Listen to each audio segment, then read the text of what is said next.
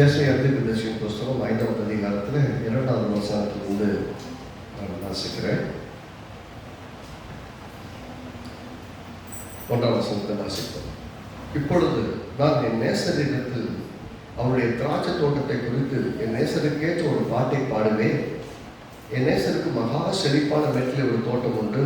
அவர் அதை வேலி இணைத்து அதில் உள்ள கற்களை பொறுக்கி அதில் நற்குல திராட்சை செடிகளை நட்டு அதன் நடுவில் ஒரு கோபுரத்தை கட்டி அதில் ஆலையையும் உண்டு பண்ணி அது நல்ல திராட்சை பழங்களை தரும் என்று காத்திருந்தார்.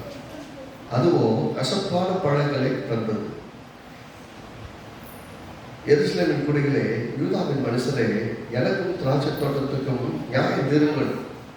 நான் என் திராட்சை தோட்டத்திற்காக செய்யாத எந்த வேலையை அதற்கு நீ செய்யலாம்? அது நல்ல திராட்சை பழங்களை தரும் என்று நான் காத்திருக்க அது கசப்பான பழங்களை தந்தது என்ன? இது கர்த்தர் மிகுந்த ஆதங்கத்தோடு சொல்கிற விஷயம். 5வது இப்பொழுதும் நான் என் திராட்சை தோட்டத்துக்கு செய்வதை உங்களுக்கு சொல்லுவேன். அதாவது முதல் 4 வருஷம் நான் என்னெல்லாம் செய்யலை அப்படின்னு நீங்கள் சொல்லுங்க அப்படிங்கிறாங்க.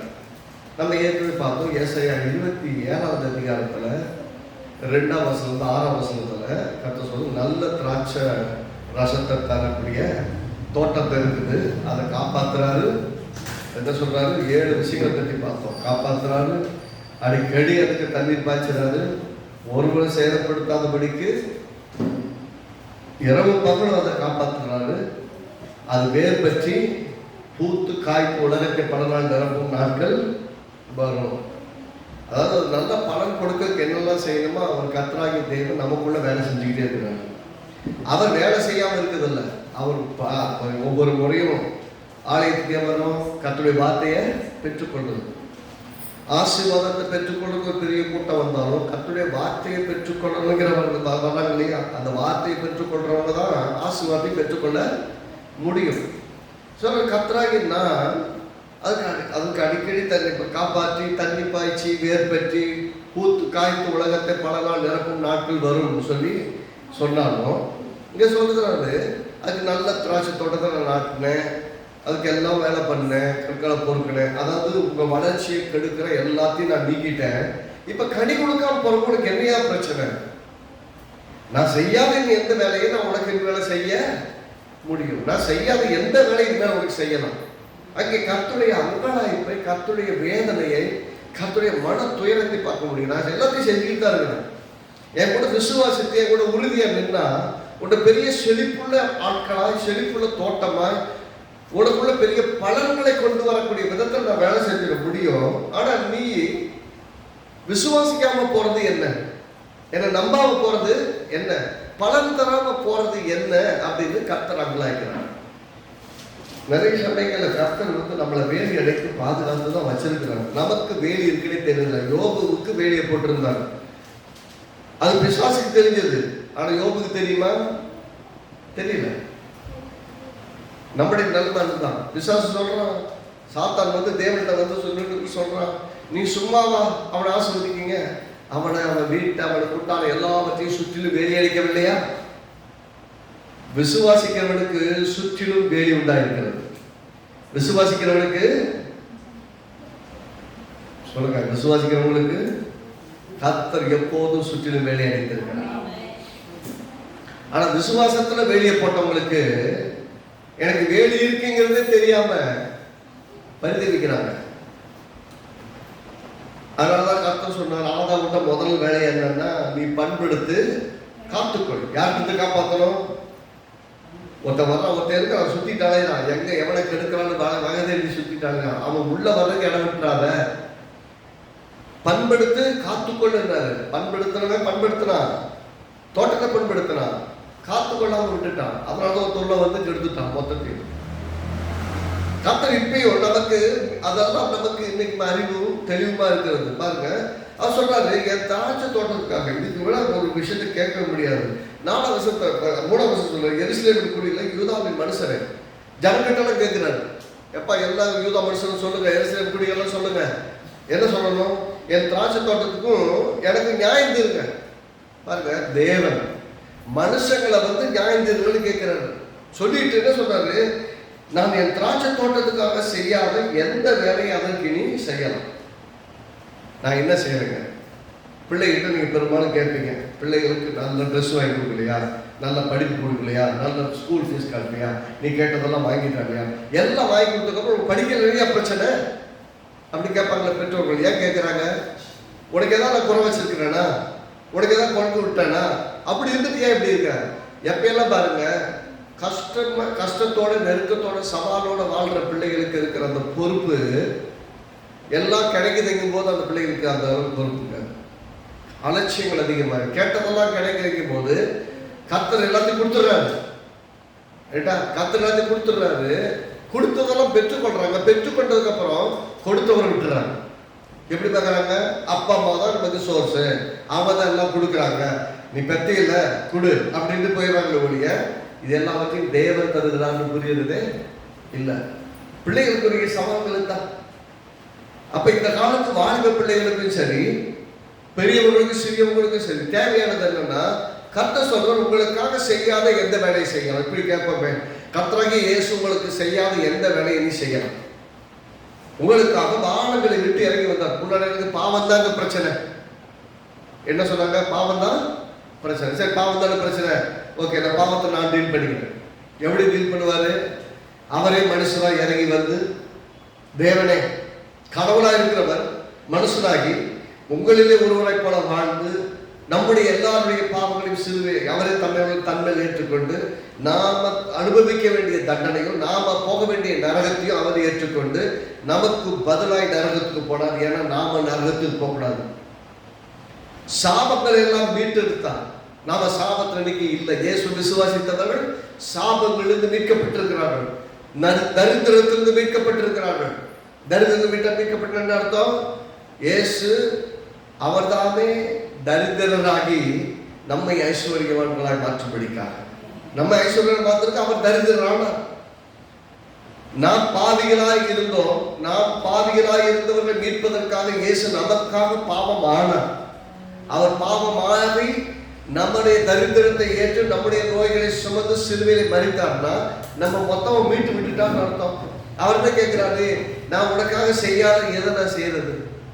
இன்னைக்கு பார்த்தீங்கன்னா அவர் மறுபடியும் உயிரோடு இருந்து பிதாவின் வலது பாசத்தில் உட்கார்ந்து நமக்காக பரிந்து பேசிக் கொண்டிருக்கிறார். நமக்காக பிதா கிட்ட வேண்டிக் கொண்டிருக்கிறார். இயேசு சொன்னார், நீங்கள் என் நாமத்தினாலே எதை கேட்பீர்களோ அதை நான் செய்வேன், உங்களுக்காக நான் பிதாவை வேண்டிக் கொள்வேன் என்று நான் உங்களுக்கு சொல்ல வேண்டியதே இல்லை. யோவான் 17 சொல்லுகிறார். அப்படின்னா நான் போனா அங்க உட்கார்ந்து சும்மா வந்து ரெஸ்ட் எடுக்கல, நான் உங்களுக்காக என் பிதாவை வேண்டிக் கொள்வேன். நான் உங்களுக்காக எது இன்னொன்று வேண்டிக் கொள்வேன். நான் போவேலையாகில் என் பிதா உங்களுக்கு தேற்றவாளனை பரிசுத்தாவியானவர் இருப்பார். பரிசுத்தாவியானவர் யாரு? தேவனே. ஆவியாய் இருக்கிற தேவன் மனுஷனுக்குள்ள வாழும்படியாய் உண்டாக்கினார், மனுஷனோடு உறவாடும்படி உண்டாக்கினார். பாவம் மனுஷனை தேவனத்தை தூரப்படுத்தி விட்டது. இயேசு மறுபடியும் சிலுவையிலே மரித்து பாவத்தை சுமந்து எல்லாத்தையும் முடித்ததுனால பிதாவின் வலது பாசத்துல குமாரனாகிய கிறிஸ்து மனுஷனாகிய இயேசு வலது பாசம் உட்கார்ந்து இருக்கிறதுனால அவருக்கு விசுவாசத்தை அவர் ஏற்றுக்கொண்டவர்கள் எல்லாரும் கிறிஸ்துவோடு மரித்தவர்கள். ஞானஸ்நானத்தினாலே மரித்தார்கள், உயிரோடு எழுந்தார்கள், உன்னதத்தில் பிதாவின் வலது பாசம் அவரோடு உட்கார்ந்து இருக்கிறார்கள். நீங்களும் நானும் உலகத்தில் வாழ்ந்துட்டு இருந்தாலும் பிதாவின் வலது பாசத்திலே கிறிஸ்துவோடு அமரன் பண்ணப்பட்டிருக்கிறோம். அப்படின்னா இப்ப தேவன் மனுஷனுக்குள்ள வாழ்றதுக்கு எந்த தடையும் கிடையாது. திரை மறைவில் இருந்த தேவன் வெளிப்பட்டார். சிலுவையில் இயேசு என்னைக்கு பாவத்தை சுமந்து முடிச்சிட்டாரோ அன்னைக்கே தேவாலயத்தின் திரைச்சல் 2 கிழிஞ்சது. அது பெரிய உடன்படிக்கை பெட்டியும் கிடையாது, பலியும் கிடையாது, ஒன்றும் கிடையாது. எல்லாம் நிறுத்தப்பட்டு போனது. ஒரு நாள் பெருமையா பேசுனாங்க, நாங்க தேவாலயத்தை உயிரப்பன் நேசிக்கிறோம், தேவாலயம் எங்களுக்கு முக்கியம், தேவனுடைய பலிகள் தான் முக்கியம், எங்க தேவனுக்கு விரோதமா சொன்னா விடமாட்டோம் அப்படின்னு பேசிட்டாங்க. கர்த்தர் சொன்னார், ஒரு நாள் இந்த வீடு உங்களுக்காக பாழாக்கப்படும். அவர் என்ன சுவார்த்தத்தை சொல்றாருன்னா, இந்த வீடை நான் இடிச்சுட்டு 3 நாள்ல கட்டுது. மறுபடியும் வீட்டில் இருந்த போது அந்த வீடு மறுபடியும் நம்முடைய சரீரமே தேவனுடைய ஆலயமா மாறிடுச்சு. இப்ப தேவன் எங்க வாழ்றான்னு கேட்டீங்கன்னா, நீங்க எங்க போனாலும் உங்களோடு கூட இருக்கும்படி பரிசுத்த ஆவியார் உங்களுடைய ஆவியோடு தங்கி இருக்கு. நீங்க அனாதை கிடையாது. நான் தனியா இருக்குன்னு சொல்றேன். சரி, நீங்க எதுங்க செய்யல? சிலுவையில் உங்களுக்காக சிலுவையில் மறிக்க பாவம் எங்க வாழ்க்கைக்கு எடுத்துருச்சு அப்படின்னு சொன்னீங்கன்னா, பாவத்தை இயேசு சொல்ல சுமந்து முடிச்சிட்டார். அப்ப நீங்க எதை சொல்லி எதை காமிச்சு ஆண்டவரே நீங்க இதை செய்யல, அதனால நீங்க கஷ்டப்படுறேன்னு யாரை போய் என்ன போய் சொல்ல முடியும்னு நினைக்கிறீங்க? ஒண்ணு கூட சொல்ல முடியாது. ஏனென்றால் கர்த்தர் எல்லாருடைய பாவங்களையும் சாபங்களையும் எல்லாத்தையும் சுமந்து தீர்த்துட்டார். ஆமென். அப்ப இயேசு செய்து முடிக்காத எந்த வேலையை புதுசா செய்யலாம்னா இனி செய்யறதுக்கு ஒண்ணு இல்லை. அவரை மரித்தாரு, சிலுவையில் உயிரோடு எழுந்தாரு, உலகத்தில் உட்கார்ந்து இருக்கிறாரு, உங்களுக்காக பரிந்து பேசுறாரு, பரிந்து பேசுறதுக்கு ஆதியை கொடுத்திருக்கிறாரு. இன்னைக்கு நீங்க கேட்கறதெல்லாம் பெற்றுக்கொள்ள முடியும். விசுவாசித்தால் நீங்கள் தேவனுடைய மகிமைய எல்லாம் பண்ணிட்டாரு. அப்புறம் என்னங்க பண்ணணும்? உங்களுக்கு ஒவ்வொரு வாரமும் கர்த்தர்களோடு கூட வார்த்தையின் மூலமா உங்களோட பேசுறாரு, வார்த்தையை கொடுக்கிறாரு. வார்த்தையை பெற்றுக்கொண்டு வாழ்ந்ததற்கு என்னங்க செய்யல? கர்த்தர் சொன்னா உனக்கு என்னதான் செய்யாம விட்டுட்டேன், நீ கனிகொள்ளாம போறதுக்கு காரணம் என்ன சொல்லு. எல்லாரும் வாங்க வந்து நியாயத்துங்க வாடங்களே, வாங்க வந்து நியாயத்துங்க, பூமியில் உள்ள குடிகளை எங்களுக்கு நியாயத்தை நீங்க சொல்லுங்க. நான் உங்களுக்கு செய்யாத எந்த வேலையை நான் வேலை உங்களுக்காக நானு. அப்ப கர்த்தருடைய அங்கலாய்ப்பு புரியுதுங்களா? கர்த்தர்கிட்ட போயிட்டு நீங்க ஆண்டவரே நீங்க அதை செய்யாம விட்டுட்டீங்க, இதை செய்யாம விட்டீங்க, அதனாலதான் நான் கஷ்டப்படுறேன்னு யாருமே கர்த்தர்கிட்ட போய் சொல்லவே முடியாது. ஏன்னா கர்த்தர் நமக்காக சிலுவையில் எல்லாத்தையும் செஞ்சு முடிச்சிட்டார். ஆமென். சிலுவையில் செஞ்சு முடிச்சிட்டா நம்ம விசுவாசித்தா தேவனிடத்திலிருந்து பெற்றுக்கொள்ள முடியும். விசுவாசிக்கலன்னா ஒன்று கூட பெற்றுக்கொள்ளவே முடியாது. அப்ப கர்த்தர் நமக்காக எல்லாத்தையும் செஞ்சுட்டாரு. நாம விசுவாசித்து பெற்றுக்கொள்கிறோம்ங்கிறது தான் முக்கியம். அதனாலதான் பாத்தீங்கன்னா இந்த ஏசாயா தீர்க்கதரிசன புஸ்தகமே ஆரம்பிக்குமே பாருங்க, 1ஆவது அதிகாரம். ஏசாயா தீர்க்கதரிசன புஸ்தகம் 1ஆவது அதிகாரம்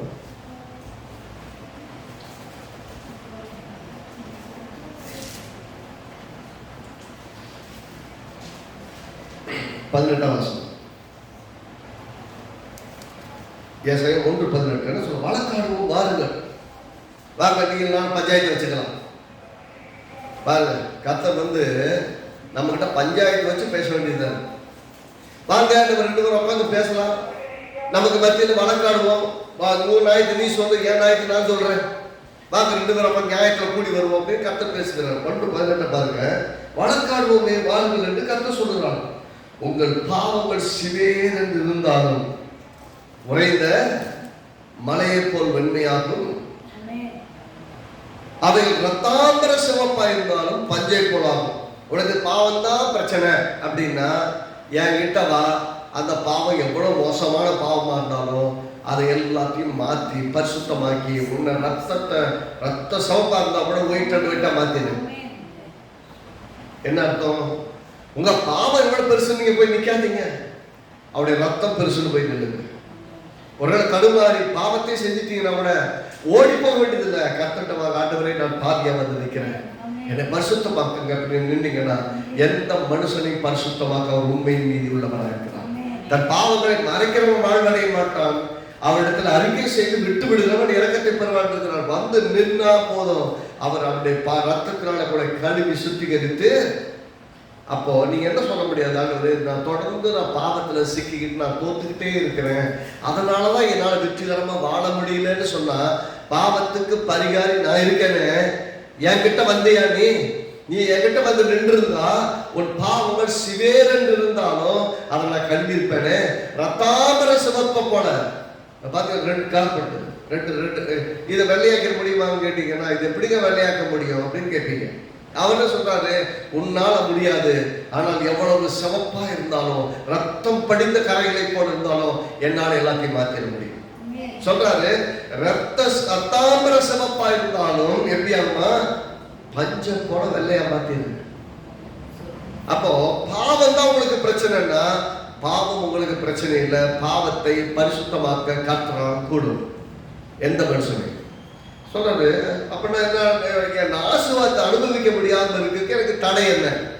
கண்ணு எல்லாம் வேலி அடைக்கல அப்படின்னு சொன்னா நான் கர்த்தர் என்ன பண்ணிக்க, நான் வேலி அடைத்து இருக்கிறேன், அடிக்கடி தண்ணீர் பாய்ச்சுறேன், அடிக்கடி தண்ணீர் பாய்ச்சுனா வசனத்தை கொடுக்குறேன், அடிக்கடி உங்ககிட்ட பேசிக்கிட்டே இருக்கிறேன்.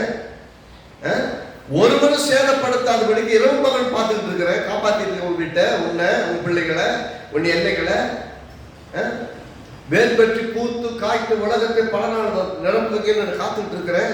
அப்படி இருந்து உங்களுக்கு பலன் வராதுக்கு காரணம் என்ன? நான் நல்ல செடியை தான் நட்டேன், நான் கரெக்டா தான் பண்ணியிருக்கிறேன், எல்லாத்தையும் நான் கரெக்டா தான் செஞ்சிருக்கேன். உங்ககிட்ட கனிகளாம இருக்கிறது பிரச்சனை என்னன்னா, எப்பயுமே விசுவாசிகள் அடிக்கடி சொன்னது, ஏன் ஆண்டவர் இப்படி செய்றீங்க? அவர் பதில் கேட்கிறாங்க, ஏன்ப்பா இப்படி பண்ணிட்டு இருக்கிறேன், ஏன்ப்பா இப்படி பண்ணிட்டு இருக்கிறேன்? நான் தான் உனக்கு எல்லாத்தையும் முடிச்சிட்டேனே, அப்புறம் உனக்கு என்ன பிரச்சனை? உனக்கு பலன் கொடுக்காம போறதுக்கு என்ன பிரச்சனை? கர்த்தரை செக் பண்ணாதீங்க, உங்களை செக் பண்ணுங்க. கர்த்தர்கிட்ட எந்த பிரச்சனையும் கிடையாது. He is pure and perfect. அவர் திட்டங்கள் எல்லாம் ரொம்ப பெர்ஃபெக்ட். பிரச்சனைங்க தெரியுமா? நம்ம கிட்ட. என் வீட்டுல இருக்க யாரும் சரியில்லைங்க, நம்ம சரியா இருக்கோமா? நம்ம விசுவாசிக்கிறோமா? கர்த்தர் சொல்றாரு, கர்த்தராகிய இயேசுவை நீ விசுவாசி, அப்போது நீயும் உன் வீட்டாரும். அப்ப நான் விசுவாசிக்கிறது எந்த லெவலுக்கு இருக்கணும்? இதெல்லாம் நடக்க, இந்த மனுஷன் திருந்த மாட்டான், இந்த பிள்ளை திருந்த மாட்டாங்க, இந்த வீட்டுக்காரர் திருந்த மாட்டான், இப்படி சொல்லிட்டாங்க, எப்படி நடக்கும்? இந்த ஜனங்கள் திருந்த மாட்டாங்க, ஆண்டவரே எப்படி சொல்லிட்டு இருக்க முடியும்? ஆண்டவரே எவரையும் மாற்ற நீ வல்லவர், யாரையும் தூக்கி எடுப்பீங்க. இவர் எம்மாத்திரம் ஆண்டவரே, இந்த பிள்ளை எம்மாத்திரம்ப்பா, என் கணவர் எம்மாத்திரம், என் பிள்ளை எம்மாத்திரம், என் மனைவி எம்மாத்திரம், நீங்க தூக்கி எடுப்பீங்க ஆண்டவரே, உம்மால் ரட்சிக்க முடியும், நீ ரட்சிக்க வல்லவர் என்று நம்ம விசுவாசிக்கிற ஆண்டவர் என்று சம்பந்தம். நீங்க ஜெபம் பண்ணதுக்கு நேர் எதிராக நடக்கும் போது கூட நான் விசுவாசிக்கிறேன், என் தேவன் ரட்சிப்பார், இந்த வீட்டை அழகுபடுத்துவார், நீ நட்டினபடியே நாங்கள் நல்ல கனிகளை கொடுக்கும்படி எங்க வாழ்க்கை கனி கொடுக்கிற வாழ்க்கையா மாறும் ஆண்டவரேன்னு ஒவ்வொரு சூழல் மத்தியிலையும் நின்று பேசணும். நடக்காதுங்க, விளங்காதுங்க, உருப்படாதுங்க, அப்படி இல்லை, எல்லாவற்றையும் வாய்க்கப்படுவார். சொல்றாரு, உனக்கு என்னையா பிரச்சனை? பாவம் தான் பிரச்சனையா? பாவத்துல சுத்திகரிப்பீங்க. எதுக்கு பாவத்தை சுத்திகரிப்பீங்க? வெள்ளையா மாத்தி வைக்கிறாரு. 19 பாருங்க, நீங்கள் ஏசாயா 1:19 நீங்கள் மனம் பொருந்தி செவி கொடுத்தால் தேசத்தின் நன்மையை புசிப்பீர்கள். என்ன சொல்றாரு? மனம் பொருந்தணும். மனம் திரும்பின விசுவாசிகள் முதல்ல மனம் திரும்பிடுறாங்க. மனம் திரும்பி இயேசுவை ஆண்டவர் ஏற்றுக்கொள்றாங்க, இயேசுவை உள்ளத்துல பெற்றுக்கொண்டாங்க. மனம் திரும்பின விசுவாசிகள் மனம் பொருந்தணும். இந்த பையன் பிடிச்சிருக்கு, பொண்ணை பிடிச்சிருக்கு, கல்யாணம் பண்ணிட்டாங்க. கல்யாணம் பண்ணி உறவுல வந்தாச்சு. வந்ததுக்கு அப்புறம் என்ன இல்ல, எங்களுக்கு மனம் பொருந்தி போகல, அதனால எங்களுக்கு டைவர்ஸ் வேணுங்கிறாங்க. என்ன பிரச்சனை? நான் ஒண்ணு யோசிச்சு அவர் ஒண்ணு யோசிக்கிறாரு, அவர் ஒண்ணு யோசிச்சு நான் ஒண்ணு யோசிக்கிறேன். எங்க 2 பேருக்கு என்ன மேட்ச் ஆகல? மனசு பொருந்தி போகல. மனம் பொருந்தி, எப்ப மனம் பொருந்தலையோ வாழ்க்கை உங்களுடவே டெய்லி சண்டையா தான். ஆனா 2 மனமும் பொருந்தி போச்சுன்னு வச்சுக்கோங்க, ஒருத்தர் தூக்கி விட்டு, ஒருத்தர் தாங்கி, ஒருத்தர் சுமந்து, எல்லா நிறை குறைகளை பார்க்காம கர்த்தரோடு கூட நடக்க வெற்றிகரமா வாழ ஆரம்பிச்சுவாங்க. யோசிச்சு பாருங்க, ஒரு கணவன் மனைவிங்கிற வாழ்க்கையே ஒரு வேலை ஸ்தலம் எடுத்துக்கங்க. நீங்க ஒரு வேலைக்கு போறீங்க, வேலைக்கு போன மேனேஜரோட அல்லது வேலைக்கு போன இடத்துல முதலாளியோட உங்க மனசு பொருந்தி போகணும்னு வச்சுக்கோங்க, டே 1 இருந்து சண்டை தான். டே 1 இருந்து இந்த ஆள் எப்ப பார்த்தாலும் இப்படித்தாங்க, என்ன வேணா பண்ணிட்டே இருக்கிற மனுஷன், கொடுமைப்படுத்துறான் என்ன அப்படின்னு சொல்லி திட்டிகிட்டே இருப்பீங்க. உங்க மனசு அந்த வேலையோடையும் பொருந்தாது, அந்த மக்களோடையும் பொருந்த மாட்டீங்க. ரைட் தானே? மக்களோடையும் பொருந்த மாட்டீங்க. என்ன நடக்கும்? பிடிக்காம வேலை செய்வீங்க. நீங்க பிடிக்காம செய்யற வேலையினால உங்களுக்கு எந்த பலனும் கிடையாது. நீங்க பிடிக்காம செய்யற வேலையில் எந்த பலனும் கிடையாது. அப்ப பிடிச்சு வேலை செய்யணும். அது மாதிரி பிடிச்சு வாழணும். வாழ்க்கப்பட்டாச்சு, பிடிச்சு வாழணும். நல்லா சொல்லுங்க, பிடிச்சு வாழணும். ஆமா, பிடிக்காத கணவருங்க அப்படின்னீங்கன்னா சரி, பிடிச்சு வாழுங்க. அவங்க மனசோட பொருந்தாத ஆளுங்க பரவாயில்ல, அவர் மனசோட நீங்க பொருந்தி போயிருங்க. வேதம் என்ன சொல்றது? குணசாலியான ஸ்திரீ தன் நல்ல நடக்கையினாலே தன் கணவனை ஆதாயப்படுத்திக் கொள்ளணும். அப்ப கணவன் கெட்டவனா இருந்தா நீ போயா, என் நாசமா போய் அப்படின்னு விட்டு போறதில்லை. அந்த மனுஷன் எப்படியாவது திருந்தணும், எப்படியாவது ரட்சிக்கப்படணும், ஆண்டவர் அறிந்து கொள்ளணும். நான் விசுவாச பயணத்தில் பரலோகத்துக்கு போயிட்டு இருக்கேன், என் குடும்பத்துல ஒருத்தர் கூட நரகத்துக்கு போயிருக்கூடாது. என்னை சுத்தி இருக்கிற உறவுகள், நண்பர்கள், நான் பார்க்கிற மக்கள் ஒருத்தர் கூட நரகத்துக்கு போகக்கூடாது. நான் மட்டும் பரலோகத்துக்கு போறதில்லை. அந்த நிச்சயம், அந்த நம்பிக்கையோடு கூட வாழணும். கர்த்தர் சொல்றாரு, நீங்க மனம் பொருந்தி செவி கொடுத்தால் தேசத்தின் நன்மையை. என்ன சொல்றாரு? முதல்ல சொல்லுவாங்க, என் பாவம் தான் பிரச்சனை. பாவத்துக்கு ஒரு பிரச்சனையும் கிடையாது.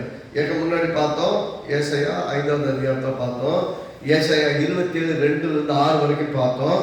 நான் உன்னை காப்பாற்றுவேன், அடிக்கடி தண்ணீர் பாய்ச்சுவேன், ஒருபோதும் சேதப்படுத்தாது, இரவு காத்துக்கொள்ளுவேன், வேர் பெற்றுவீங்க, பூத்து காய்க்கு உலகத்தை பலனால நிரப்புவீங்கன்னு ஏசாயா 27:2-6 வரைக்கும் சொன்னார். அதே போல ஏசாயா 5வது அதிகாரத்துல வாசிச்சோம். 1வது அதிகாரம் 1ஆம் வசனம், 2ஆம் வசனம், 4ஆம் வசனத்தை பார்த்தீங்கன்னா, நான் வேலி எடுத்தேன், கற்கொலை பொறுக்கினேன், நல்ல குல திராட்சை செடியை நட்டுனேன், ஆனா கசப்பான பழம் வருது. இனி இருக்குன்னு என்ன வேலையா நான் செய்யறது அப்படின்னா, இப்ப அவர் செய்யறதுக்கு ஒரு வேலையும் கிடையாது. சொல்லுங்க, இவ்வளவு வேலை செஞ்சதுக்கப்புறம் கர்த்தர் தான் செய்ய முடியுமா? இனி யாரும் வேலை செய்யணும். அப்ப இவ்வளவு அவர் வேலை செஞ்சதுக்கு அப்புறம் எனக்குள்ள ஏங்க பலன் வரணும்னா பிரச்சனை என்னன்னா, அவர் மனசோட நான் பொருந்தி போகல. அவர் மனசு என்னது, வானம் வரைக்கும் அவர் பார்த்துட்டு பேசுறாரு. அதான் சொல்ல, என் நினைவுகள் நான் என் மனசுல என்ன உன்னை பத்தி யோசிக்கிறேன், அந்த மாதிரி நீ என்னை பத்தி யோசிக்கிறத, என்னை பத்தி யோசிக்கிறதுல உன்னை பத்தி யோசிக்கிறது எப்படி வருதுன்னா, என்ன 100க்கும் 200க்கும் யூஸ் பண்ணிக்கிற மாதிரி தான் யூஸ் பண்றேன் ஒழிய, நான் பெரிய ஐஸ்வர்யவானுடைய மகள், ஐஸ்வர்யனுடைய மகன், நான் வானாதி வானங்கள் கொள்ளாத தேவனுடைய பிள்ளைன்னு உன்னை பார்க்கறதே கிடையாது. நீங்க அவர் எப்படி சொல்றாரு, தேவனுடைய பிள்ளைகளானால் சுதந்திரர்களாமே. என்ன சொல்றாரு, தேவனுடைய சொத்துக்கு சொந்தக்காரங்கிறாரு. நீங்க ஒரு கால் கிரவுண்ட் இடத்துக்கு 100 ஸ்கொயர் ஃபீட் இடத்துக்கு சண்டை போட்டுக்கிட்டு புலம்பிட்டு உட்காந்துருக்கீங்க. அவர் எப்படி சொல்றாரு, உலகமே உன்னுடைய சொல்றாரு, நீங்க மனம் பொருந்தி செவி கொடுத்தா தேசத்தின் நன்மை புசிப்பீங்க. தேசம் எல்லாம் நன்மைதான் நிரம்பி இருக்கு. சொல்லுங்க, இந்த உலகத்துல என்ன நன்மைங்க குறையா இருக்கு? உடல இந்த வசனங்களை சொல்லி எல்லாம் இங்க ஜெபம் பண்ணிருக்கோம். இந்த ஏரியாக்குள்ள வரும்போது இந்த ரோடெல்லாம் பார்த்தீங்கன்னா ஸ்கூலு சகதியமா இருக்கும். மழை பெஞ்சதுன்னா நடக்கவே முடியாது, நடக்க முடியாதுங்க. 10 வருஷத்துக்கு முன்னாடி அடிக்கடி சொல்லி ஜெபம் பண்ணுவோம், ஆண்டவரே நாங்கள் உங்களோட பொருந்தி இருக்கிறோம், இந்த தேசத்துல இருக்க நன்மையை நாங்கள் அனுபவிப்போம். இந்த தேசத்துல எங்கேயா நன்மை இருக்கு? நடக்கும் போதெல்லாம் பார்த்தீங்கன்னா கால் வச்சு நடக்க முடியாது, ஷூ போட்டு நடக்க முடியாது, இதோட நடந்து வேலைக்கு போக வேண்டியிருக்கும், வர வேண்டியிருக்கும், நடக்கவே முடியாது, அவ்வளவு மோசமா இருக்கும். ஆனா ஒவ்வொரு நாள் ஆண்டவரே இந்த சகதியா இருக்கிற ரோடெல்லாம் ரொம்ப சிறப்பான ரோடா மாறும், இந்த மேட பள்ளமா இருக்கிறதெல்லாம் மேடா மாறும், எல்லா ஆசீர்வாதங்களும் உயர்த்தப்படும், நாங்க ஆசீர்வாதமா இருப்போம். ஆண்டவரே இதே தேசத்தை எங்களை சுகமாய் வாழ வைப்பீங்க, கொண்டு வந்தீங்கல்ல, இந்த தேசத்தை எங்களை வாழ வைப்பீங்க ஆண்டவரேன்னு ஜெபம் பண்ணிட்டே வந்தோம். இன்னைக்கு எல்லாம் ரோட பாருங்க, இதே ரோட பாருங்க. 10 வருஷத்துல கர்த்தர் அவ்வளவு பெரிய மாற்றங்களை கொடுத்திருக்கிறார். நான் என்ன சொல்ல வரேன்னா, தேசத்தின் நன்மை புசிக்கிறதுக்கு தான் நம்மள அங்க வச்சிருக்காருன்னா, இப்படியெல்லாம் இருக்குது. இதை விட்டுட்டு நான் ஓடி போயிருந்தா போயிட்டே இருக்கலாம், 100 ஊருக்கு கூட ஓடலாம். புதுசா ஒரு இடத்துக்கு போனா அங்கேயும் முதல்ல இருந்து ஸ்கிராச்ல இருந்து ஆரம்பிக்கிறது. ஊழியத்தை பத்தி கூட யோசிக்கும், வெளியே எங்கேயா போய் ஏதாவது பண்ண ஆரம்பிச்சிடலாமான்னு யோசிக்க இருக்கும். ஆனா கர்த்தர் சொல்லி அழைத்து வந்து நாட்டியிருக்காருன்னா செய்யறதா அவர் செய்யலாம். என்ன உள்ளுக்குள்ள நமக்குள்ள ஒரு பெரிய அக்கினி பற்றி எரியணும். ஆண்டவரை நான் மட்டும் இல்லாத ஒரு பெரிய கூட்டத்தை ஆதாயப்படுத்தணும், ஒரு பெரிய கூட்டமான ஜனம் தேடணும், ஒரு பெரிய ஊழியக்காரர்களுடைய கூட்டம் இருக்கணும். இங்க வந்து பாத்தீங்கன்னா ஆசீர்வாதத்தை மட்டும் வச்சுக்கவில்லை, இங்க வர்ற ஒவ்வொருத்தரும் ஊழியக்காரர்களா இருக்கணும். ஆமே, ஊழியத்தை செய்யறவங்களா மாறணும். அநேக இடங்கள்ல போய் சபைகளை ஆரம்பிச்சு சபைகளை நடத்துறவங்களா இருக்கணும். அப்படிப்பட்டவங்களை உருவாக்குறதான விஷயத்தை கூட தரிசனத்தோட வேலை செஞ்சுட்டு இருக்கோம். இங்க நல்ல கவனிங்க, தேசத்துல நன்மையை புசிக்கிறதுக்கு பாவம் ஒரு தடை கிடையாது, நீ இருக்கிற இடம் தடை கிடையாது. ஏன்னா உன்னை சுத்தி வேலி அடிச்சிருக்கிற, கல்ல பொறுக்கி இருக்கிற, நல்லதான் உன்னை நாட்டி இருக்கிற, உன்னை கட்டத்தான் வச்சிருக்கிற, அப்புறமும் கனி கொடுக்கலன்னா பிரச்சனை என்கிட்டையும் கிடையாது, என்கிட்ட கிடையாது. அப்படின்னா உங்ககிட்ட என்ன பிரச்சனை? மனம் பொருந்துட்டீங்களா? அவரோட கரெக்டா நினைக்கிறீங்களா? என் நினைவுகள் உங்கள் நினைவுகள் அல்ல. எப்படி சொல்றாரு? ஏசாயா 55 நினைக்கிறேன்.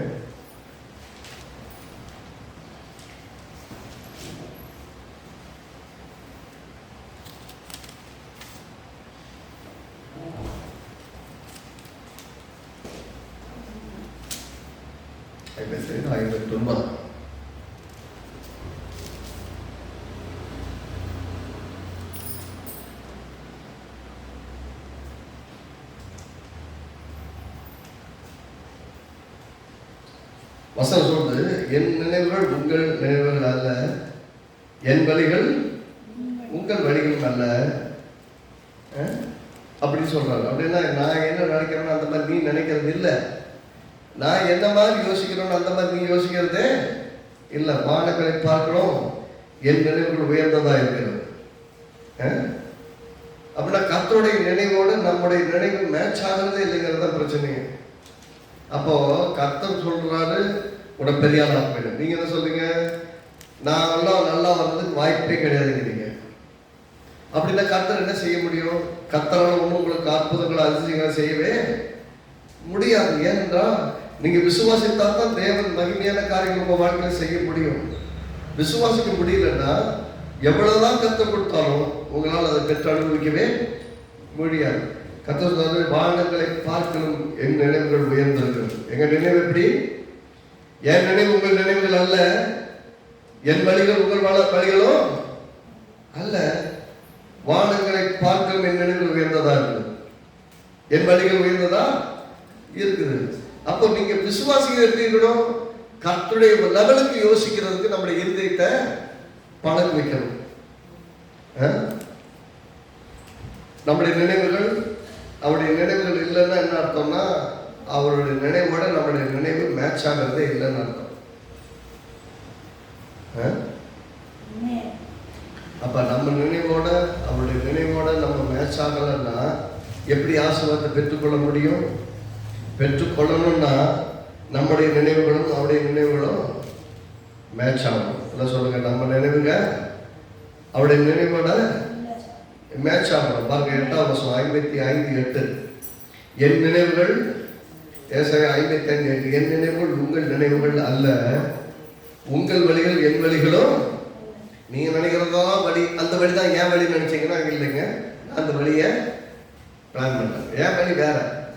என் நினைவுகள் உங்கள் நினைவுகள் அல்ல அப்படின்னா அவர் வான வரைக்கும் யோசிக்கிறார். நீங்க தரமட்டமா இந்த பூமிக்கு நம்ம எப்படி யோசிக்கிறோம்னா இன்னைக்கு ஒரு 100 ரூபா கிடைச்சா பிரச்சனை சமாளிச்சா சாப்பாடு சாப்பிடலாம்னு யோசிக்கிறோம். அவர் எப்படி யோசிக்கிறாரு? உங்களை அநேக ஜாதிகளுக்கு ஆசீர்வாதமா வைக்கணும்னு சொல்றாங்க. அநேக ஜாதிகளுக்குன்னா தேசங்களுக்கு, அநேக தேசங்கள் உங்கள் நிமித்தமாக ஆசீர்வதிக்கப்படணும்னு நினைக்கிறாரு. நாம என்ன நினைக்கிறோம்? ஏன் பிரச்சனையை சமாளிச்சா போதும். அது சொல்றாரு, பூமியை பார்க்கலும் வானங்கள் எப்படி உயர்ந்திருக்கிறோம். பூமி இருக்கு, வானத்துக்கு எல்லையை கண்டுபிடிக்க முடியுமா? லட்சக்கணக்கான மைல் டிராவல் பண்ணாலும், மில்லியன்ஸ் ஆஃப் மைல்ஸ் டிராவல் பண்ணாலும் வானத்தோட எல்லையை கண்டுபிடிச்சேன்னு ஒண்ணுமே சொல்லவே முடியல. அது பாட்டு நிலம போயிட்டே இருக்கு. அவ்வளவு பெரிய வானங்கள், பூமியை பார்க்க வானங்கள் எவ்வளவு உயர்ந்திருக்குன்னா கண்டு கெட்டாத தூரத்துக்கு உயர்ந்திருக்கிறது, புத்தி கெட்டாத அளவுக்கு உயர்ந்திருக்கிறது. அப்படியே உங்கள் வழிகளை பார்க்கலும் என் வழிகளும், உங்கள் நினைவுகளை பார்க்கலும் என் நினைவுகளும் உயர்ந்திருக்கிறது. என் நினைவோட என்னோட தாட்டோட உங்க தாட்டு மேட்ச் ஆக மாட்டேங்குதுங்கிற. தயவு செய்து ஏன் அளவுக்கு யோசிங்க. இன்னைக்கு உங்க வாழ்க்கை ஒரு நாள் தேவை சந்திக்கிறது பிரச்சனையா இருக்கிற நிலைமையில் எங்க இருக்கீங்கன்னா உங்களை எப்படி பார்க்கணும்னா அநேக சாதிகளை போஷிக்கிற அளவுக்கு என்னை கர்த்தர் ஆசீர்வாதமா இருப்பார். இன்னைக்கு ஏன் சாப்பாட்டுக்கு வழி இல்லைன்னு நீங்க யோசிக்கும் போது நீங்க யோசிக்கணும், ஆண்டவரே நான் அநேகருக்கு போஷிக்கிற மாதிரி என்ன ஆசீர்வாதமா இருப்பீங்க, என் நிமித்தமா அநேகர் ஆசீர்வதிக்கப்படும்படி என்னை ஆசீர்வாதமா மாற்றுவீங்க ஆண்டவரேன்னு விசுவாசிக்க ஆரம்பிச்சீங்கன்னா உங்களுக்கு இதை இப்படி நீங்க சொன்னீங்கன்னா பார்க்கறதுக்கு எப்படி இருக்கும்? எப்பயுமே விசுவாசம் பேசுறது கேட்கிற எல்லாருக்குமே பைத்தியக்காரத்தனமா தெரியும். விசுவாசம் பேசும்போது கேட்கிறவங்களுக்கு பைத்தியக்காரமா தெரியும். ஆனா அந்த பைத்தியக்கார உலகம் நீங்க விசுவாசத்தில் நடக்கும்போது சொல்லுவாங்க, இவன் விசுவாசத்தின்படியே ஆனது. கர்த்தர் சொல்றாரு, விசுவாசத்தின்படி உனக்கு ஆக கடவுது. கடல்ல சிக்கிட்டு இருக்கும்போது யோசிக்கணும், கர்த்தர் அநேக ஜாதிகளுக்கு கொடுக்கிற அளவுக்கு என்ன வைப்பார், என்னை ஆசீர்வாதமாய் மற்றவங்களுக்கு வைப்பார். எப்படி? நமக்கு யாராவது கொடுப்பாங்களான்னு கையை நீட்டி இருக்கும்போது நிலைமை இருக்கும்போது நான் ஆசீர்வாதமா இருப்பேன். என் வீடு கட்டப்படும், என் வாழ்க்கை கட்டப்படும், என் வாழ்க்கையின் நிறைவுகளை சந்திப்பேன், என் ஆலயத்தில் நிறைவை சந்திப்பேன், என் ஊழியத்தில் நிறைவை சந்திப்பேன், ஒரு பெரிய எழுப்புதலை காண்பேன், இந்த தேசத்துல பெரிய எழுப்புதலை பார்ப்பேங்கிறத விசுவாசிகள் கர்த்தர் அப்படிதான் பார்க்கிறாரு. கர்த்தர் கொடுக்கிற தரிசனம் பெருசு, நம்ம மனசு ரொம்ப சின்னது. நம்ம சரிபார்க்க வீடு காலில் இருந்து சரி சப்பா என்ன காப்பாற்றுங்க, இவங்க எல்லாம் வருவாங்க, இவங்களுக்கு என்ன பண்ண பதில் சொல்ல போறேன்னு தெரியல, ஃபீஸ் கட்டணும் எப்படி கட்ட போறேன்னு தெரியல, வாடகை கட்டணும் எப்படி கட்ட போறேன்னு தெரியல, இப்படி யோசிச்சுட்டு இருக்கோம். அவர் எப்படி யோசிக்கிறாரு? உன்னை வச்சு அநேகரை போஷிக்கணும், அநேகர் ஆசீர்வதிக்கணும், உன்னை அநேகருக்கு ஆசீர்வாதமா இருக்கும். கர்த்தர் சொன்னா உன்னை ஆசீர்வதிக்கவே ஆசீர்வதித்து உன்னை பெருகவே பெருக பண்ணுவேன், நீ பூமிக்கெல்லாம் ஆசீர்வாதமாய் இருப்பாய். ஆபிரகாமுக்கு அந்த நேரத்தில் விளங்கல. அவனை கூப்பிட்டு ஆண்டவரே எனக்கு பிள்ளை தரலையாண்டவரே, அது அவன் 15 கேட்கிறான். சொத்து நிறைய கொடுத்துட்டீங்க, காசு பணம் நிறைய சேர்ந்துருச்சு. அவன் காசு பணம் கிடைக்கணும்னு வரல, ஆனா காசு பணம் கிடைச்சிருச்சு. காசு பணம் எல்லாம் இருக்காரு, பெரிய சீமான் மாதிரி இருக்கிறாரு. ஆனா அவருக்கு என்ன வருத்தம்? இன்னும் அனுபவிக்க பிள்ளை இல்லையே. அங்க அங்க ஆண்டவர் வந்து வெளியே வா அப்படி கூப்பிட்டுட்டு வானத்தை நட்சத்திரங்களை பாருங்கிறாரு. கரெக்டா பீச்சில் கொண்டு உட்கார வச்சுக்கிட்டு வானத்து நட்சத்திரங்களை பாருந்தா மண்ணு இருக்க காலு கீழே மண் அள்ளி கையில வச்சுக்கிட்டு பாரு என்ன முடிஞ்சா என்ன அப்படின்னு கொடுக்குறாரு. என்ன முடியல ஆண்டவரே சொல்லியிருப்பான், உன் சந்ததி இப்படி ஆகுன்றாங்க. ஒத்த பிள்ளை இல்லாதப்போ உன் சந்ததி இப்படி ஆகும்போது நம்புறதுக்கு ஏது இல்லாதோம் விசுவாசித்தான். நம்பருக்கு வழியே இல்லாதப்போ விசுவாசித்தான். ஒத்த பிள்ளை மறந்துச்சு, அந்த ஒத்த பிள்ளையும் தகனபடியா கொடுத்தாரு. அப்பையும் கம்பீரமா கூட்டிட்டு போறான். எப்படி கொண்டு போறான்?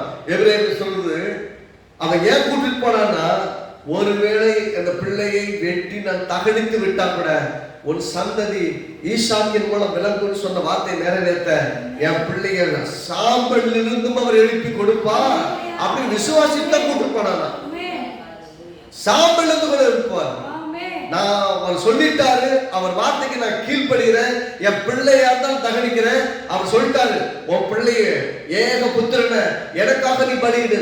அதுக்காக இன்னைக்கு ஆண்டவர் பிள்ளையை பலி கேட்கலாம். அங்கே இன்னைக்கு பிள்ளையும் பலி கொடுக்கல, அவனுக்கு பதிலாக ஒரு ஆட்டை ஆயத்தம் பண்ணி வைத்திருந்தார். ஆனா விசுவாசி போகும்போது ஒருவேளை என் பிள்ளையை தகனிக்க சொல்லி நான் தகனிச்சுட்டே வந்தா கூட ஈசாக்கினால ஒரு சந்ததி விளக்குன்னு சொன்ன வார்த்தை உண்மை. என் தேவன் சொன்னபடி என் ஈசாக்கினுடைய வாழ்க்கைய மீண்டும் அவர் உயிர்ப்பித்து தருவார். என்ன முடிவு போயிருப்பான்னு தெரியுமா? தகனிக்க சொன்னா தகனிச்சு முடிச்சதுக்கு அப்புறம், தேவனே நீங்க ஒண்ணு சொன்னீங்க கிட்ட, ஈசாக்கின் மூலம் ஒரு புத்திரனை கொடுப்பேன், ஈசாக்கின் பேரு அவன் மூலமாய் பூமியில் ஒரு சந்ததி பெருகப்படுவேன்னு சொன்னீங்க. உங்களோட வார்த்தை எனக்கு இப்படி சொல்லிருக்கீங்க. அப்ப ஈசாக்க பலியிட்டுட்டீங்க, என்ன பண்ண போறீங்க? இன்னொரு ஈசாக்கு கிடையாது, எனக்கு தெரியாது. இந்த ஈசாக்கின் மூலமா தான் சந்ததி வளர்ந்து சொன்னீங்க. இந்த ஈசாக்கு எனக்கு வேணான்ற கேட்டிருப்பான். நீங்க உங்களுடைய வார்த்தைக்கு நான் கீழ்படிச்சுட்டேன், பிள்ளையும் பலியும் கொடுத்துட்டேன். இப்ப நாம விசுவாசிக்கிறேன், நீங்க சொன்ன வார்த்தை வெயின்னு காமிக்க. அப்படி சொன்னா செத்து போனதுக்கு அப்புறம் சாம்பல் இருந்தாலும் கூட மண்ணிலே மனிதனை உருவாக்கி கொடுக்க முடியும் என்று சொன்னால், மாம்சத்திலே வார்த்தை மாம்சமாகி பூமியில வந்து மனுஷனால் விழாவ முடியும்னா என் தேவனால் அதை செய்ய முடியும். அதை செய்ய முடியும் முழு நிச்சயமாய் நம்பினா. அதனாலதான் எந்த கேள்வி கிடையாது, செகண்ட் கேள்வி கிடையாது. என்ன ஆண்டவரே இப்படிதானே சொன்னீங்க, இவங்கள பார்த்தா அங்க கேட்கல, அவன் சொன்னப்ப கேட்கல, ஆனா மனசு ஃபுல்லா நினைச்சிட்டு போயிருக்கான். வேதத்தை கொஞ்சம் வெளிப்பாட்டுல இருந்து பின்னாடி சாம்பலிலிருந்தும் ஈசாக்கு உயிரோடு எழுப்பார் நிச்சயத்தை நம்முடைய பலியிடப்பட்டுமான. ஈசாக்கு கேட்கிறான், ஓரளவுக்கு பெரிய பிள்ளை, 12 வயசு 13 வயசு கேட்கிற, ஆண்டவரே அப்பா ஆடு இருக்கு, ஆட்டை காணும், விறகு இருக்கு, நெருப்பு இருக்கு, எல்லாம் இருக்கு, ஆடைக்க. கர்த்தர் தமக்கான பலியை பார்த்துக் கொள்வார். அவருக்கு எந்த பலி கொடுக்கணும் அவருக்கு தெரியும். உன்னு சொல்லி கூட்டு வந்திருக்காரு, அவர் எதை பலி எடுத்து சொல்லுவாருன்னு எனக்கு தெரியாது. ஆனால் எல்லாம் கூட்டுப்பாங்க. வேற எதுவும் நீங்க எல்லாம் கீழே இருக்க, அங்கெல்லாம் பார்த்தா பயந்துருவாங்க. யாரு வேலைக்காரங்க கூட வந்தது பார்த்தா பயந்துருவாங்க. என்னடா கடவுள் அவங்ககிட்ட பேசிட்டு இருக்காரு, எங்கேயோ சொந்தம் வந்து பேசுறாரு, அப்ப பயந்துருவாங்க. அதனால எல்லாத்தையும் கீழே சொல்லி இவன் மட்டும் போறான். கர்த்தர் பேசுகிறார், பலி அவருக்கு முன்னாடி ஆயத்தம் பண்ணி வச்சிட்டார். அவருக்கு வேண்டிய பலி முன்னாடி அங்க ரெடியா இருக்கு. அவர் ஆபிரகாமுக்கு சொன்னபடி பலி செலுத்த பலி ஆயத்தம். அவர் கேட்டது என்னது? உன் குமாரனை அல்ல. அங்க ஒண்ணு காமிச்சார், உன் குமாரன் பலியிடப்படப்படல, இந்த ஆட்ட பலியிடுறியே இதே மாதிரி என் குமாரன் ஒரு நாள் பலியிட்டு காமிச்சார். என் குமாரன பாவங்களுக்காக ஒரு நாள் நான் பலியை செலுத்த போகிறேன் அப்படிங்கிறத காமிச்சார். அதனாலதான் இயேசு சொல்லுகிறார், ஆபிரகாம் என் நாளைக்கான ஆசையா இருந்தார். ஆபிரகாம் பாக்குறதுக்கு, ஆபிரகாம் எப்ப அவங்க கேட்கிறாங்க, ஆபிரகாம் எப்போ பிறந்தாரு, எப்போ வாழ்ந்தாரு, நீ இப்ப பிறந்துட்டு அவன் ஏன் நாளை பார்க்க ஆசையா இருந்தான்னு சொல்லி அடிச்சு விடுற அப்படி இயேசு கிட்ட கேட்கிறாங்க. அவன் எதை பார்த்தான்னா கல்வாரி சிலுவையில் இயேசு மரிப்பதை பார்த்தான். இயேசுவை சிலுவையில பலியாய் கொடுப்பதை பார்த்தான். அந்த நாளை நான் பார்க்கறதுக்கு நான் உயிரோடு இருக்கணுமே ஆசைப்பட்டான். ஆனா அந்த நாளுக்கான ஆசை அவனுக்கு கொடுக்கப்படல. ஆனால் அவன் சந்ததியில இருக்கிறவனுக்கும் ஆபிரகாமின் சந்ததிக்குள்ளான விசுவாசத்தினால வந்த நமக்கும் அதை கொடுத்தான். ஆமென். அப்ப நீங்க மறக்க கூடாது. கர்த்தர் சொல்றாரு, நீ விசுவாசித்தேன்னா, என் கூட நம்பி என் கூட பயணப்பட்டேன்னா நான் கொடுக்கிற ஆசீர்வாதத்தை நீ முழுசா அனுபவிப்ப. அப்ப நான் நீ மனம் பொருந்தி செவி கொடுத்தால் தேசத்தின் நன்மையை புசிப்பீர்கள். அது பின்னாடி 1வது அதிகாரம், ஏசாயா 1வது அதிகாரம் 19 சொல்லுங்க, மனம் பொருந்தி செவி கொடுத்தால் தேசத்தின் நன்மை புசிப்பீர்கள். 20 சொல்ற மாட்டோம் என்று எதிர்த்து நிற்பீர்களாக. அதெல்லாம் முடியாதுப்பா, நீ என்ன சொல்றது, நான் என்ன கேட்கறது, எனக்கெல்லாம் கண்ணு முன்னாடி பார்த்தா தான் நடக்கணும், நான் மதம் விசுவாசிப்பேன் அப்படின்னு சொன்னீங்க, நான் மாட்டேன், நான் பொருந்தி போக மாட்டேன், நான் ஒத்து பெற மாட்டேன் அப்படின்னு சொன்னீங்க. நான் என்ன சொல்றாரு, மாட்டோம் என்று எதிர்ப்பு நிற்பீர்களாக பட்டயத்துக்கு இரையாவீர்கள் என்று கர்த்தருடைய வாய் இதை சொல்லிட்டு. இது எப்படின்னா, என் கூட ஒத்து போனேன்னா சக்சஸ்ஃபுல்லா இருப்பேன், இல்லைன்னா பட்டயம் தாராளமா வரும். என் கூட ஒத்து போகலன்னா பட்டயம் தேசத்துல வரும், அன்னைக்கு மாட்டிக்குவேன். இஸ்ரேல் ஜனங்களுக்கு பல முறை சொன்னாரு, நான் உங்களோட இருக்கிறேன், என் பாதுகாப்புல இருன்னு சொன்னாரு, கேட்க மாட்டேன்னு சொன்னாங்க. கடைசியில் பட்டயம் தேசத்துக்குள்ள வந்துச்சு. பாபிலோனியர்கள் வந்தாங்க, எல்லாரும் வந்தாங்க, அடிமை பிடிச்சிட்டு கொண்டு போய் சிறையிருப்புல வச்சாங்க. எல்லாரும் நிறைய பேரை கொண்டுட்டாங்க, நிறைய பேரை சிறையிருப்புல கொண்டு போயிட்டாங்க. அவங்க நல்லா வாழ வேண்டிய தேசம் சிறையிருப்புல போயிடுச்சு. காரணம் என்னங்களா, வேற இல்லை, தேவனை விட்டுட்டு இவர்கள் தங்களுக்கு நிறைய தேவர்களை வைத்து ஆராதித்தாங்க. தங்களை நடத்தி வந்தது யாருமே தெரியாம போச்சு, ஏமாந்துட்டாங்க, பொய்யை விசுவாச்சாங்க, பொய்யை நம்பினாங்க, பொய்யினால மாயை பின்பற்றினார்கள், எல்லாரும் அடிந்து போனார்கள். அப்ப யோசிங்க, மெய் தேவனை அறிந்து கொண்ட பின்னும் அநேக காரியங்களை நமக்கு இதுதான் தெய்வம் மாதிரி, நீங்க தான் கடவுள் மாதிரிங்க அப்படின்னு மனுஷன் சொல்றீங்கன்னா யோசிங்க, கடவுள் எப்படிங்க மனுஷன் இருக்க முடியும்? அவன் செத்தான முடிஞ்சு போகுது. இயேசு செத்தவர் கிடையாது, செத்தவர் இருந்து உயிரோடு எழுந்தவர். நம்மளை செத்தவங்களா இருந்தவங்கள உயிர்ப்பித்தவர். அவ மரித்தோடு எழுந்த இயேசு, நம்மை மரித்தோடு உயிர்ப்பித்த இயேசு மட்டும்தான் நமக்கு தேவனாகவும் கர்த்தராகவும் ஆண்டவராகவும் இருக்க முடியும். அப்ப நம்ம இருதயம் முழுவதும் இந்த அற்புதமான தேவனை அறிகிற அறிவு, அந்த உணர்வு, அந்த அர்ப்பணிக்கப்பட்ட வாழ்க்கையில ஒவ்வொரு நாள் வெற்றியா நடக்கணும். அப்படி நடக்க முடியல நம்மளே ஏமாத்திக்கணும்னு அர்த்தம். அப்ப இங்க கர்த்தர் கேட்கிறாங்க, நான் உனக்கு செய்யாத எந்த வேலையை செஞ்சா செய்யலாம்னு சொல்லுப்பா, நீயே சொல்லு. யார்கிட்ட கேட்கிறாரு? யூதா மனுஷரே, எருசலேமின் குடிகளே, நீங்க சொல்லுங்க, உங்களுக்கு தான் எல்லாத்தையும் செஞ்சிருக்கேன், உங்களுக்காக நான் செய்யாத எந்த வேலையை நான் செய்யட்டும் சொல்லுங்க அப்படின்னு கேட்கிறேன். இன்னைக்கு கர்த்தர் உங்கள்கிட்ட பேசிட்டு இருக்கிறேன், உனக்கு செய்யாத எந்த வேலையை செய்ய, உன்னை ரசித்துட்டேனா, இப்ப பரலோகத்தினுடைய தேவனுடைய பிள்ளை ஆயிட்டியா, நீ விசுவாசித்து பெற்றுக்கொள்ளாதபடி இந்த உலகத்துல உனக்கு தடையா இருக்குது எது? வாக்குத்தத்தம் இல்லையா, உடன்படிக்கை இல்லையா, வார்த்தையோடு பேசலையா, நான் இதெல்லாம் செய்வேன்னு சொன்னீங்க சொல்ற, ரொம்ப பிளைனா பிளாக் அண்ட் ஒயிட்ல சொல்ற மாதிரி சொல்லிட்டாரு. உன் பாவம் தான் பிரச்சனைன்னா சரி, எல்லாப்பா நீங்க கொத்தி எரு போட்டீங்க, எல்லாமே பண்ணிட்டீங்க, சுத்தம் பண்ணிட்டீங்க, எல்லாம் ஓகே, ஆனா எனக்கு கனி இல்லை, என் பாவம் தான் எனக்கு பிரச்சனை. அடிக்கடி தோர்ந்து போயிடுறேன், அடிக்கடி விழுந்து போயிடுறேன், அடிக்கடி அவங்களோட நடக்க தவறிடுறேன், அதனாலதான் இந்த பாவம் தான் என்னை இழுத்துட்டு போய் தோக்க வச்சிருது.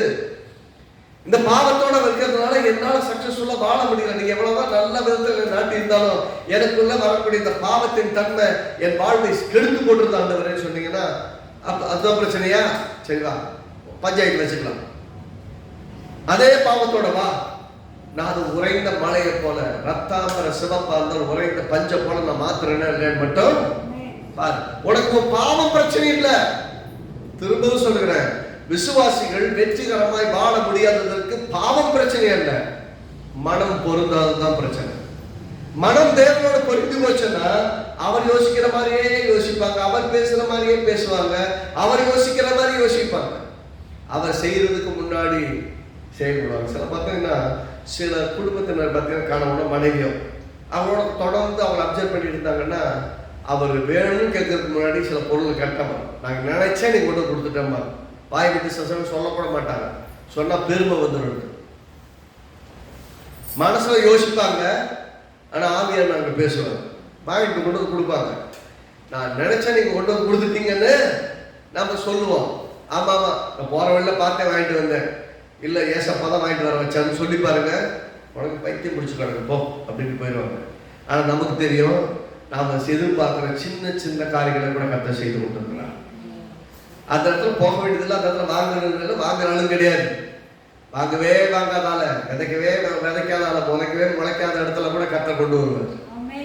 நமக்கு வரணும்னு இருக்கிற யாரும் தடுப்பு பண்ண முடியாது. ஆக இன்றைக்கு அறிந்து கொள்ள வேண்டிய சத்தியம் என்னன்னா, எனக்கு என் பாவம் பிரச்சனை இல்லை, நான் வளர முடியாதபடிக்கு அநேக நெருக்கங்கள் இருக்கேன், நான் கண்ணெல்லாம் பொறுக்கி போட்டுருவேன், என்னை சுத்திலும் பாதுகாப்பு இல்லை, கர்த்தர் வேலி எடுத்திருக்கேங்கிறார்.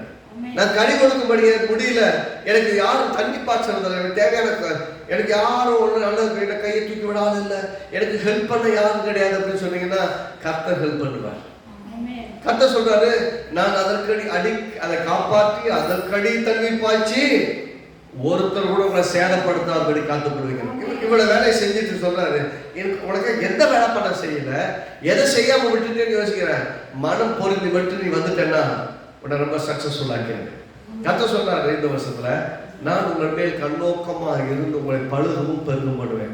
நீங்க பழுகி பெருகணும்னா பொருளாதாரத்துல, ஆவிக்குரிய வாழ்க்கையில, குடும்பத்துல, எல்லா நல்வாழ்க்கையில் நீங்க பழுகி பெருகணும்னா கர்த்தர் கண்ணோக்கமா இருக்கிறார், உங்க மேல கவனமா இருக்கிறார். அவர் உங்க மேல கவனமா இருக்கிற அளவுக்கு நீங்க அவர் மேல கவனமா இருக்கீங்களா? அவரோட கரெக்டா புரிஞ்சிட்டீங்களா? குழந்தைய பாருங்க, ஒரு வார்த்தையை சொன்னா அப்படியே ஏற்றுக்கொள்ளணும். இந்த குழந்தைய போல ஒருத்தர் மாறணும்னா என்ன பண்ண முடியாது? பரலோகத்தினுடைய ஆசீர்வாதங்கள் பெற்றுக்கொள்ள முடியாது. அப்படின்னா குழந்தை மாதிரி மாறணும் அப்படின்னா எப்படி மாறுறது? கர்த்தாவே என்னுடைய ஒப்பு கொடுக்கிறேன், என்னை முற்றிலுமாக வந்து சொந்தமாய் மாற்றிக்கொள்ளும், என்னை மறுரூபமாக்கும், உமக்கு மகிமை உண்டாகும்படி வாழ செய்தவர்கள் ஆண்டவரேன்னு ஒப்பு கொடுத்தா மட்டும்தான் கர்த்தரால நம்ம மறுரூபமாக்க முடியும். கர்த்தருடைய வசனத்தை கேட்க கேட்க கேட்க நம்முடைய இருதயத்தை அது பரிசுத்தமாகும். விசுவாசிக்க ஆரம்பிச்சோம்னா வெற்றிகரமாய் வாழ ஆரம்பிச்சிடணும். ஆமென். கர்த்தர் நல்லவர். ஆகவே மனம் பொருந்துவோம், கர்த்தருடைய விசுவாசத்தை விசுவாசிப்போம், நிறைவை பெற்றுக் கொள்வோம். God bless you.